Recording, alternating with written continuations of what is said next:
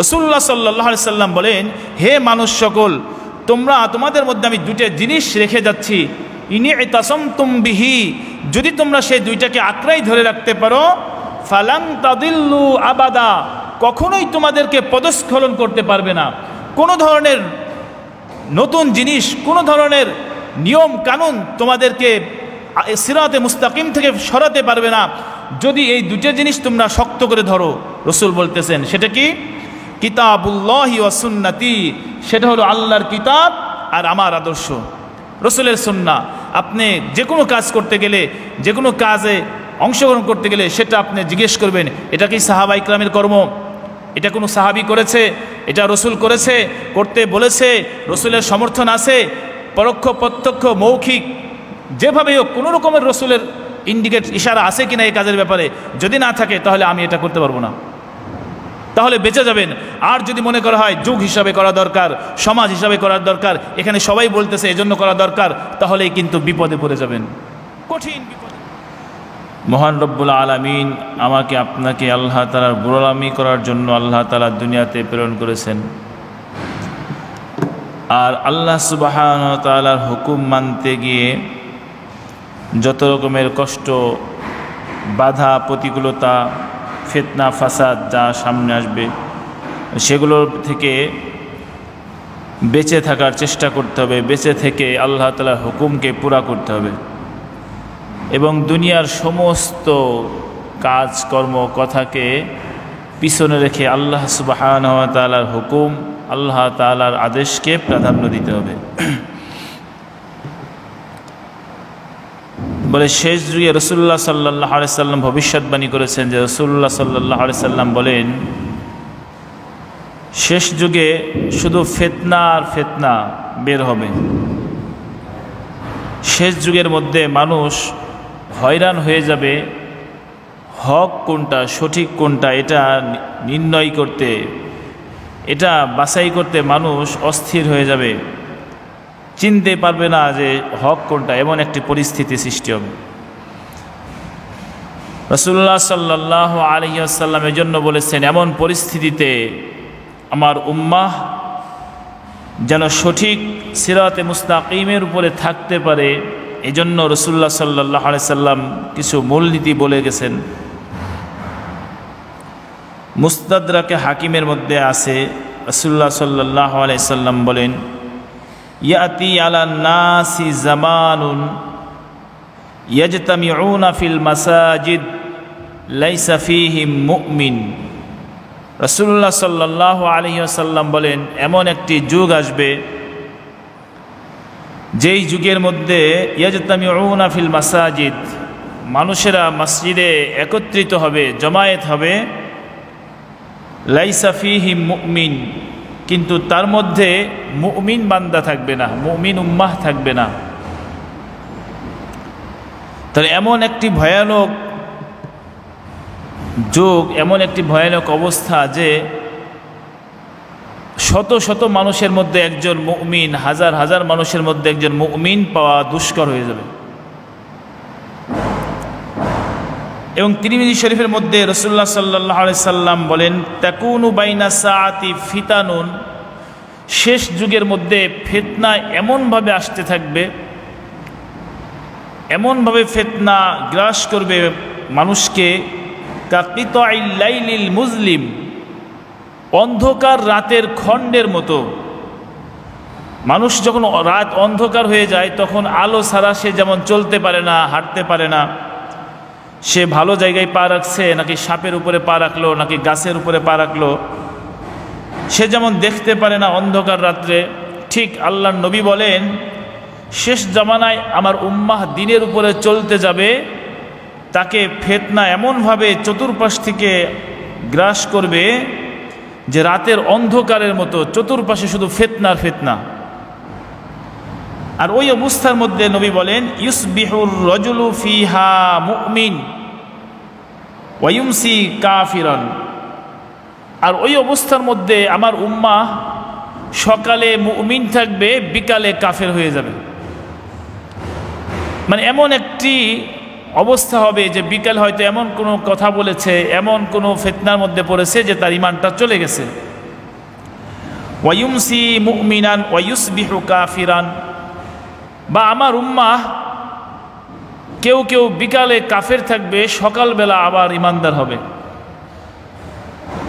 ইয়াবিউ আকওয়ামুন দীনাহুম বিআরাদিম মিনাদ দুনিয়া, আর ওই সময় মানুষেরা তাদের দিনকে বিক্রি করবে দুনিয়ার সম্পদের বিনিময়ে। নাউজুবিল্লাহ, দুনিয়ার সম্পদের বিনিময়ে পদমর্যাদা, অর্থ, যে কোনো দুনিয়ার কোনো স্বার্থে সে দিনকে বিক্রি করে দেবে। অর্থাৎ তার যে দিন জ্ঞান ছিল, কোরআন হাদিসের জ্ঞান ছিল, রাসূলুল্লাহ সাল্লাল্লাহু আলাইহি সাল্লামের ইলম যেটা তার মধ্যে ছিল, সে জানতো বলে সেটা সে নষ্ট করে দিবে দুনিয়ার স্বার্থে।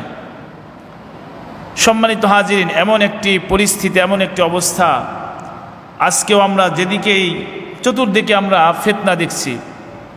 পরীক্ষার পরীক্ষা, ইমানের পরীক্ষা, যেই পরীক্ষার মধ্যে ইমানকে ধরে রাখা খুবই কষ্টকর। যে কোনো সময় ইমান চলে যাচ্ছে, আবার নতুন করে ইমান আনছে, আবার ইমান চলে যাচ্ছে। এই কঠিন পরিস্থিতির মধ্যে রাসূলুল্লাহ সাল্লাল্লাহু আলাইহি সাল্লাম কয়েকটি মূল নীতি বলে দিচ্ছে। এই কয়েকটা বিষয় যদি তুমি শক্ত করে ধারণ করো, এই ফিতনাগুলো তোমাকে পদস্খলন করতে পারবে না, তোমার সঠিক পথ থেকে সরাতে পারবে না। রাসূলুল্লাহ সাল্লাল্লাহু আলাইহি সাল্লাম এই যুগের কিছু আলামত আরও কিছু বলেন ইয়াতাকারাবুজ জামান ওয়া ইয়াকিল্লুল আমাল। সেই ফিতনার যুগটা এমন হবে, সেটা কাল ছোট হয়ে যাবে। ইয়াতাকারাবুজ জামান অর্থাৎ আমরা অনেক সময় বলি যে বছরটা কিভাবে চলে যাচ্ছে, এই কিছুদিন আগেই শুক্রবার গেল, আবার এত তাড়াতাড়ি চলে আসলো, এরকম আমরা অনুভব করি অনেক সময়। এটা কিয়ামতের আলামত। অর্থাৎ যুগটা, সময়টা আমাদের কাছে ছোট হয়ে যাবে। 1 বছর, 20 বছর, 5 বছর মনে হবে অল্প সময়। এই সময় ছোট হয়ে গেছে, এটা হলো ফিতনার যুগ। ওয়া ইয়াকিল্লুল আমাল, আমল হ্রাস পাবে, আমল কমে যাবে, নেক আমল কমে যাবে, নামাজি মানুষ কম হবে, রোজা রাখাওয়ালা মানুষ কম হবে, দিনের উপরে চলবে এরকম লোক কম পাওয়া যাবে, রাসূলুল্লাহ সাল্লাল্লাহু আলাইহি সাল্লামের সুন্নাহর উপরে চলবে এরকম লোক কমে যাবে। তো এখন তো সেই অবস্থায় দিনদার মানুষ, নামাজি মানুষ পুরা জীবনের পুরা জায়গায় আল্লাহর হুকুম মানবে এরকম তৈয়ার, এরকম প্রস্তুতি মানুষ সমাজে খুবই কম। ওয়ায়ুলকাশ শুহু, রাসূল বলেন সে সময় মানুষের মধ্যে কার্পণ্যতা বেড়ে যাবে, মানুষ কৃপণ হয়ে যাবে। অর্থাৎ তার হক আদায়ের ব্যাপারে সে অবহেলা করবে, জাকাত দিতে চাবে না, সদকা করতে চাবে না, ভালো কাজের মধ্যে অর্থ ব্যয় করতে চাইবে না। ওয়াতাজহারুল ফিতান, এবং ফিতনা, বিভিন্ন রকমের আরও ফিতনা প্রকাশ পাবে। তাহলে এই অবস্থার মধ্যে আমাদের সচেতন থাকতে হবে। প্রথম সচেতনতা হিসাবে আমরা কি করতে পারি, আমরা সব খেয়াল করব এই ফিতনাটা আসার উৎসটা কি। যেই ফিতনা আমাদের সামনে আসছে, ফিতনা অর্থাৎ পরীক্ষা, যেটা নতুন আমাদের সামনে, আগে কখনো দেখি নেই বা আগে হয় নাই, বা ইসলামের বিপক্ষে এটা উপস্থিত হয়েছে, ইসলামের বিরুদ্ধে, রসুলের সুন্নাহর বিরুদ্ধে আমাদের সামনে আসছে। এরকম বিষয় যখন আমাদের সামনে আসবে, প্রথম আমাদের চিন্তা করতে হবে এটার উৎস কি, কোথার থেকে আসলো, কিভাবে আসলো, কোত্থেকে সৃষ্টি হচ্ছে। সেই যেটা উৎস, ওই উৎস থেকে আমরা বেঁচে থাকব। উদাহরণস্বরূপ আমরা যখন বুঝতে পারবো যে ওইখানে গেলে আমার কবিরা গুনাহ হবে, অথবা ওইখানে গেলে রসুলের সুন্নাহর বিপক্ষে আলোচনা করতে হবে বা আমাকে সমর্থন দিতে হবে, তাহলে আমাকে ওইখান থেকে আগেই বাঁচিয়ে রাখতে হবে। তাহলে ফিতনার উৎস জানার পরে সেখান থেকে আমরা সরে দাঁড়াবো। এটা হলো ফিতনা থেকে বাঁচার প্রথম উপায়। রাসূলুল্লাহ সাল্লাল্লাহু আলাইহি সাল্লাম এ ব্যাপারে বলেন, বুখারী শরীফের মধ্যে আছে, ইউশিকুল আইয়াকুনা খায়রু মালিল মুসলিমি গনাম। এমন একটি যুগ আসবে যেই যুগের মধ্যে মুসলমানদের সর্বশ্রেষ্ঠ সম্পদ হবে কিছু বকরির পাল, কিছু বকরি। তারা কি করবে, ইয়াত্তাবিউ বিহা শাফুল জিবাল, তারা সেই বকরির পালকে নিয়ে পাহাড়ের চূড়ায় উঠে যাবে।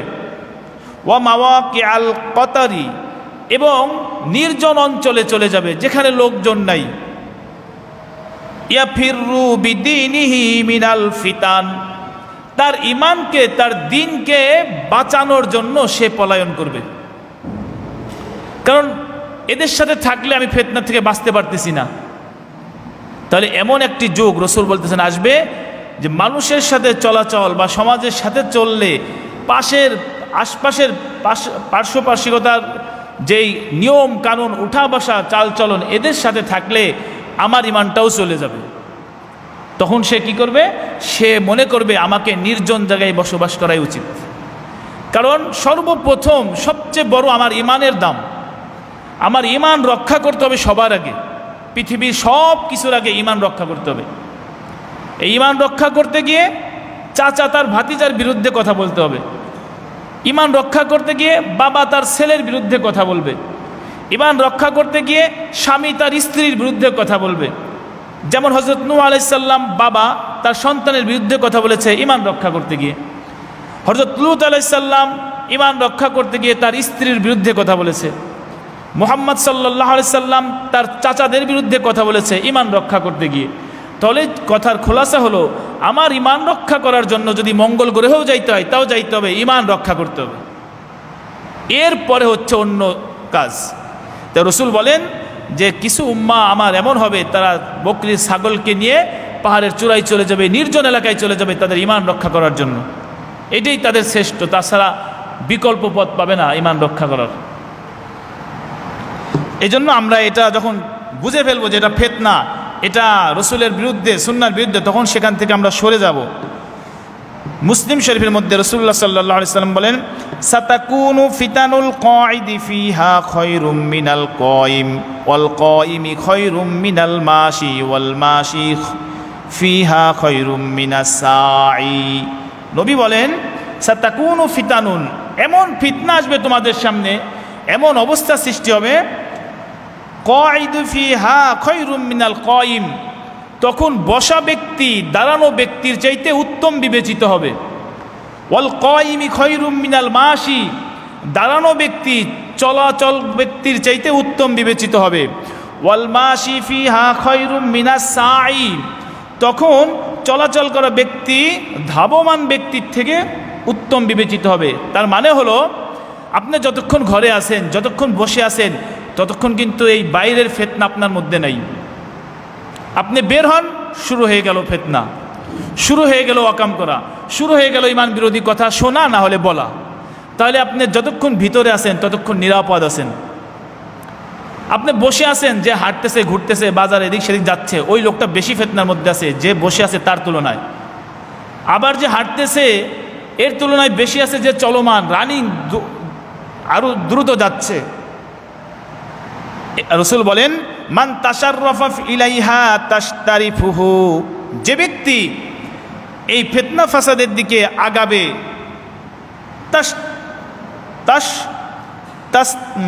তাশরিফুহু, তাকে এই ফিতনা গ্রাস করে ফেলবে।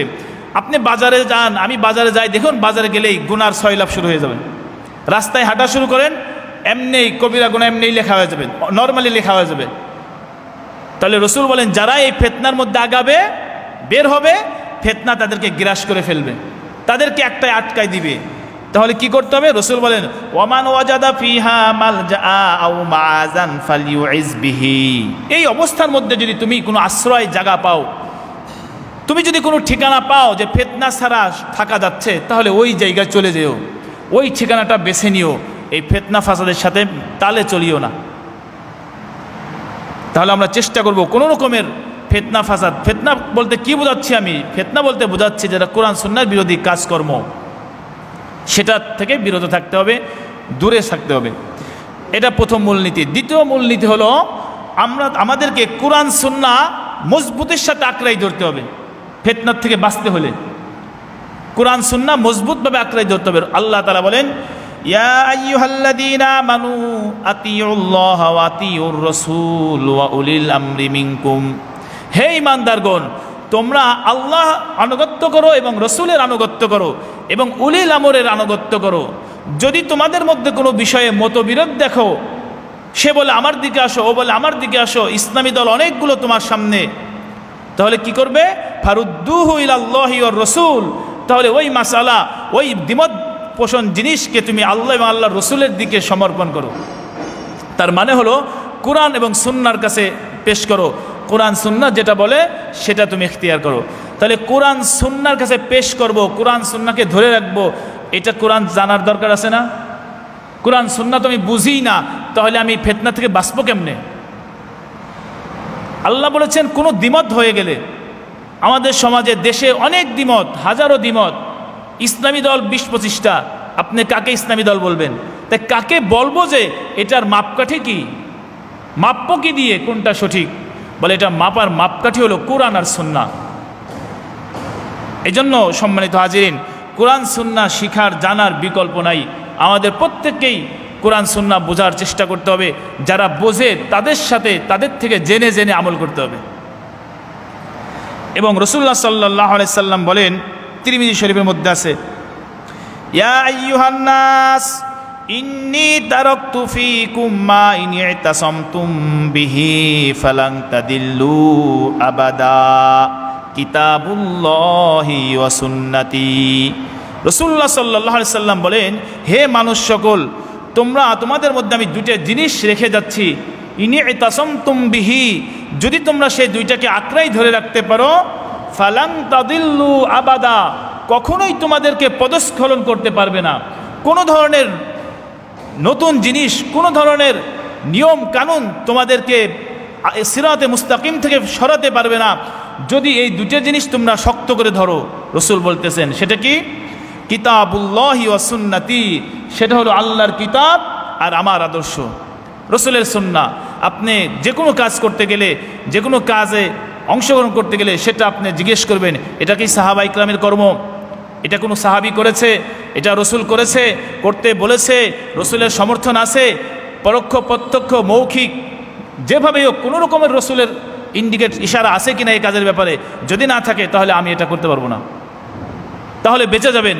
আর যদি মনে করা হয় যুগ হিসাবে করা দরকার, সমাজ হিসাবে করার দরকার, এখানে সবাই বলতেছে এজন্য করা দরকার, তাহলেই কিন্তু বিপদে পড়ে যাবেন, কঠিন বিপদের মধ্যে পড়ে যাবেন, যেখান থেকে ঈমান হারানোর সম্ভাবনাও থাকবে।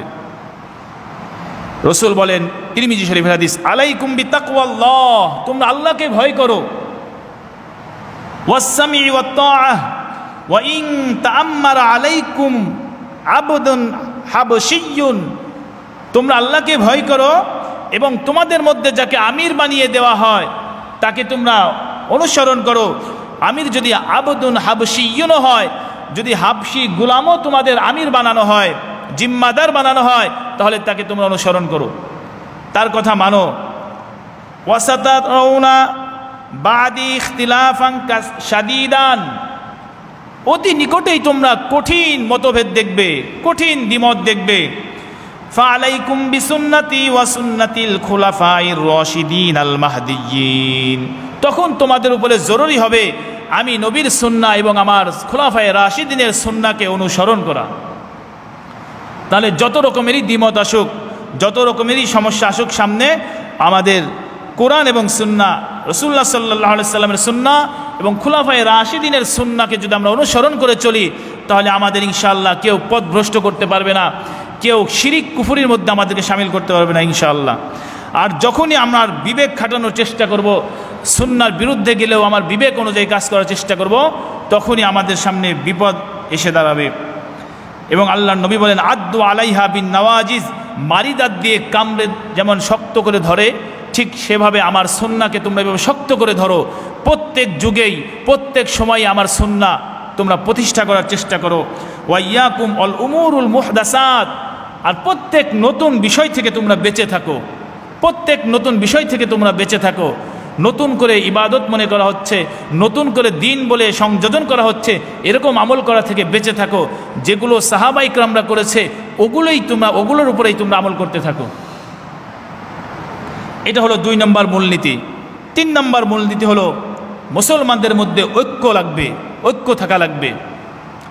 আল্লাহ তাআলা কোরআনের সূরাতুল আল ইমরানের 103 নম্বর আয়াতের মধ্যে বলেন, ওয়াতাসিমু বিহাবলিল্লাহি জামিআ ওয়ালা তাফাররাকু, তোমরা সকলেই একত্রিত এক হও, সবাই এক হয়ে আল্লাহর রশিকে পাকড়ে ধরো, ওয়ালা তাফাররাকু, তোমরা ফিরকা ফিরকা হইও না। এখানেই আমাদের বড় একটা সমস্যা। দেখুন, আয়াতের অনুবাদ আমরা ভুল বুঝার কারণে আমরা ভুল দিকে আগাচ্ছি। এটা হলো আল্লাহ বলেছেন তোমরা সবাই এক হও। এখন আমরা বলি কি যে আলেমরাই তো এক নাই। সম্মানিত হাজিরিন, আল্লাহ তাআলা বলেছেন সবাই এক হয়ে আল্লাহর রশি ধরো, মানে দিন মানো সবাই কি হয়ে এক হয়ে, তোমরা ফিরকা ফিরকা হইও না, অর্থাৎ ছিন্ন বিচ্ছিন্ন হইও না। এই তোমরা এক হও এটা বলতে আল্লাহ তাআলা কাকে বুঝিয়েছেন? আল্লাহ তাআলা এটা দ্বারা বুঝিয়েছেন মুসলিম উম্মাহ, মুসলমানদেরকে এক থাকার জন্য বলা হয়েছে, মুসলিম সমাজ। তাহলে আপনাকে যদি কেউ জিজ্ঞেস করে, আমাকে যদি কেউ জিজ্ঞেস করে যে আপনি কোন দলের, আমি বলবো মুসলিম দলের, আমার পরিচয় আমি মুসলিম। এখন মুসলিম হিসাবে আমেরিকা যে থাকে সাদা চামড়াওয়ালা, ও যদি মুসলিম হয় সে আমার ভাই, ওর মৌলিক দিন আর আমার মৌলিক দিন একই।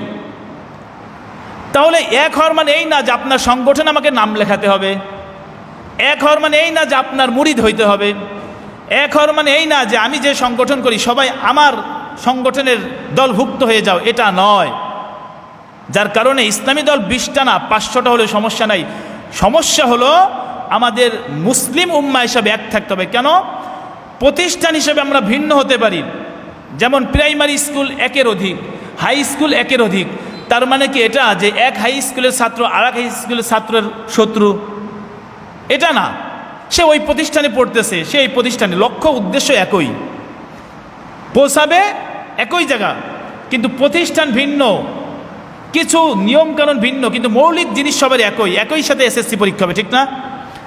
সম্মানিত হাজিরিন, যেই দলগুলো আমাদের সমাজে দেখা যায়, যে কোনো দলে যদি কোরআন সুন্নাহ মতো চলে তাহলে আপনি সেই দলে যেতে পারেন, আর যদি কোনো দলেই না যান তাতেও আপনার কোনো অন্যায় হবে না। এই এক হওয়ার মানে হলো যে কাবা আমার এক, আল্লাহ এক, রসুল এক, আমিও এদিকে বাইতুল্লাহর দিকে মুখ করে নামাজ পড়ি, অন্য মুসলিমরাও বাইতুল্লাহর দিকে মুখ করে নামাজ পড়ে। কর্মক্ষেত্রে ভিন্ন হতে পারে, কেউ ইমাম, কেউ মুয়াজ্জিন, সকলকে ইমাম হওয়া লাগবে না, কেউ মুসল্লি, সকলকেই মুসল্লি হতে হবে না, কেউ ইমাম হতে হবে।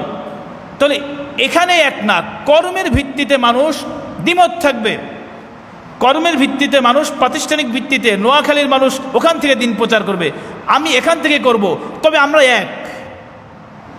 এজন্য আমাদের এই ছোট ছোট দল ফেরকা করার কারণে সমস্যা হয়ে দাঁড়াচ্ছিল। এটা কোনটা? আমাদের মৌলিক বিষয়ের মধ্যে এক হচ্ছে না। কারণ আমি যে দল করি, আমি চাচ্ছি আমার দলে আসেন, আমি ইসলাম কায়েম করব। আর উনি যে দল করে, উনি চাচ্ছে আমার দলে আসেন, আমরা ইসলাম কায়েম করব। হ্যাঁ, আপনারা সবাই ইসলাম কায়েম করবেন, তবে যার যার পদ্ধতিতে করবেন, কেউ কারোটা ভুল ধরার দরকার নেই। কেউ হেঁটে যাচ্ছেন, কেউ সাইকেলে যাচ্ছে, কেউ রিক্সায় যাচ্ছে, মঞ্জিলে মাকসাদ একই। তাহলে বোঝা গেল এই যে আমাদের আলেম ওলামাদের মধ্যে দ্বিমত, এটা দ্বিমত না, এটা উদ্দেশ্য না। এখানে এক হওয়ার কথা, এক হওয়ার কথা বলেছে।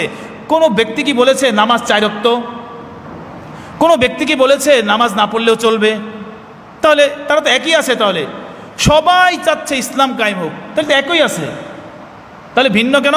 কয় ছোট ছোট দল বানা নিজের নিজের মত মতো চলতেছে ইসলাম কায়েম করার জন্য।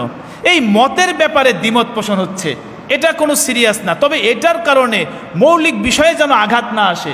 সেটা কি? সেটা হলো এই সমালোচনা যেন না আসে যে আমি যেই পদ্ধতিতে ইসলাম কায়েম করতে চাচ্ছি এরা পারবে না, এদের দ্বারা সম্ভব না, আমার দ্বারা সম্ভব। তার মানে উনি নিজেকে হক বলল আর বাকি সব না হক হয়ে গেল। এটা করা যাবে না। এটা করলে এই গোমরাহির মধ্যে পড়া লাগবে। কারণ আমি হকে আছি, আমি সঠিক পথে আছি, এটা কেবল নবী সাহাবায়ে কেরাম তারাই বলতেন, নবীরাই বলতে পারছে। আর কেউ কথা বলতে পারবে না যে আমার জামাত, আমার সংগঠন, আমার দল হকের উপরে আছে আর কেউ হকের উপরে নাই। এই কথাটা যে বলবে, আল্লাহর রসুল বলেছেন আহলাকুহুম, ওই যে এই দাবি করলো সেই সবচেয়ে বড় গুমরাহ। কারণ আমরা সবাই সবার জায়গা থেকে চেষ্টা করছি ইসলাম কায়েম করার জন্য। এখন পদ্ধতি এক একজনের এক এক রকম। দাওয়াতে তাবলীগ, দাওয়াত দিয়ে মানুষকে দ্বীনের উপর উঠানোর চেষ্টা করছে। মুজাহিদরা তরবারি দিয়ে যুদ্ধ করে মানুষকে দ্বীনের উপর উঠানোর চেষ্টা করছে। কোনো সমস্যা নাই, এক একজন এক এক শাখা নিয়ে দ্বীনের উপরে মানুষকে ডাকতেছে। সবগুলোই কোরআন সুন্নাহর মতো হলে সঠিক। তাহলে দ্বিতীয় মূলনীতি হলো কোরআন সুন্নাহ, তৃতীয় মূলনীতি হলো ঐক্য হওয়া। ঐক্য মানে ওয়াতাসিমু বিহাবলিল্লাহি জামিয়া, মানে সারা পৃথিবীর মুসলিম উম্মাহ এক। যদি কোনো মুসলিম রাষ্ট্র থাকে পৃথিবীতে, ওই মুসলিম রাষ্ট্রের রাষ্ট্রনায়ক যে, উনি হবে সমস্ত মুসলিমের নায়ক, ইমাম। সে যদি ডাক দেয় তার ডাকে লাব্বাইক দিতে হবে। অনেকেই দেখবেন দলভুক্ত করার জন্য এই কথাটা বলে, হাদিসে আছে যে ব্যক্তি দলবিহীন অবস্থায় মারা গেল সে যেন জিহালতের অবস্থায় মারা গেল, মানে তার দলে ঢুকানোর জন্য এটা কথা বলে। রাসূলুল্লাহ সাল্লাল্লাহু আলাইহি ওয়াসাল্লাম এই কথা এজন্য বলেছেন, যদি কোনো মুসলিম ইমাম থাকে, রাষ্ট্রনায়ক যদি কোনো মুসলমান থাকে কোনো দেশের পৃথিবীর মধ্যে, ওই মুসলিম রাষ্ট্রনায়ক হলো সমস্ত মুসলিমের ইমাম। আর ওই ইমামের কাছে যেহেতু কোরআন সুন্নাহ অনুযায়ী চলা লাগবে, এটা তো শর্তই, সেই ইমাম হোক আর যে হোক, তখন সমস্ত মুসলমানের বায়াত হতে হবে, অর্থাৎ সবাই তাকে আমির মানতে হবে। মনে করেন আমাদের দেশ মুসলিম রাষ্ট্র, মুসলিম রাষ্ট্রনায়ক, এখন সে ইসলামের হুকুম হাকাম যেগুলো বলবে আমাদের প্রত্যেকটা মুসলমানের তার কথা মেনে নিতে হবে। যদি কোনো মুসলমান বলে যে না উনি আমার দলের না, মুসলমান ঠিক আছে কিন্তু আমার দলের না, এই জন্য আমি ওনার মত মানতে রাজি নাই, এই লোকটা গোমরা হয়ে গেল। এই লোকটা যদি এই অবস্থায় মারা যায়, সে জেহালত অবস্থায় মারা যাবে। কিন্তু তার মানে এই না যে আপনার 500 লোক নিয়ে একটা দল করছেন, আপনার 5000 লোক একটা দল করছেন, রাষ্ট্র ক্ষমতা আপনার হাতে নাই, আপনি একটা সংগঠন করে আপনার দলে না গেলে আমি পথভ্রষ্ট, এ না। কিন্তু কথাটা আশা করি বুঝাইতে পারছি। মুসলিম রাষ্ট্রের যদি রাষ্ট্রনায়ক মুসলমান হয়, তার কাছে বায়াত হওয়া সকলের জন্য জরুরি। আর না হলে আপনি একা একাই সারা জীবন চলেন কোরআন সুন্নাহ মতে, আল্লাহ আপনাকে মুক্তি দিবে, নাজাত দিবে। আপনি দলে যান আর একাকী থাকেন, কথা হলো কোরআন সুন্নাহ মানা লাগবে। তাহলে এটা হলো 3 নম্বর উসুল। 4th নম্বর উসুল হলো সবর। ফিতনা ফাসাদের সময় সবর ধরতে হবে, ধৈর্য ধরতে হবে। আল্লাহ তাআলা বলেন, ইয়া আইয়ুহাল্লাযীনা আমানুস্তাঈনু বিস-সাবরি ওয়াস-সালাহ ইন্নাল্লাহা মা'আস-সাবিরিন। হে ঈমানদারগণ, তোমরা নামাজ এবং ধৈর্য দিয়ে আল্লাহর সাহায্য প্রার্থনা করো। আল্লাহর কাছে সাহায্য চাইতে হবে নামাজ পড়ে এবং ধৈর্য ধারণ করে। উনি দিন কায়েম করতেছে, রাষ্ট্র ইসলামী বানাচ্ছে, অথচ ওনার দেহের মধ্যে ইসলাম নেই। উনি রাষ্ট্র ইসলাম অনুযায়ী চালাচ্ছে, মনে করতেছে রাষ্ট্র ইসলাম হয়ে গেলেই মনে হয় আজকের রাষ্ট্রনায়ক হয়ে গেলে কালকেই সুদ বাতিল। এত সহজ, এত সহজ। আজকেই সিট পেয়ে গেলে মনে হয় কালকেই সবাই আল্লাহর ওলি হয়ে যাবে বাংলাদেশে, এরকম মনে হয়। অসম্ভব। তাহলে তো আম্বিয়া ইকরামরা তারা 13 বছর 20 বছর মাইর খাইতো না, এই উসুল শিক্ষা দিত না আমাদের। ক্ষমতা পেলেই যে সব কিছু করা যায় এটা সম্ভব না, তবে সহায়ক, ক্ষমতাটা সহায়ক দিন মানার ব্যাপারে, তবে পূর্ণাঙ্গ নয়। সম্মানিত হাজিরিন, তাহলে 4th নম্বর ধৈর্য ধরতে হবে। 5ম নম্বর হলো উলামা ইকরামের শান মর্যাদা আমাদের সবাইকে উপলব্ধি করতে হবে। কারণ উলামা ইকরামের মর্যাদা যদি আমরা দিতে না পারি, উলামা ইকরামের সম্মান যদি দিতে না জানি, উলামা ইকরামকে যদি চিনতে না পারি, তাহলে আমরা কখনোই হক পথ পাবো না, কখনোই আমরা হক পথ পাবো না। কেন?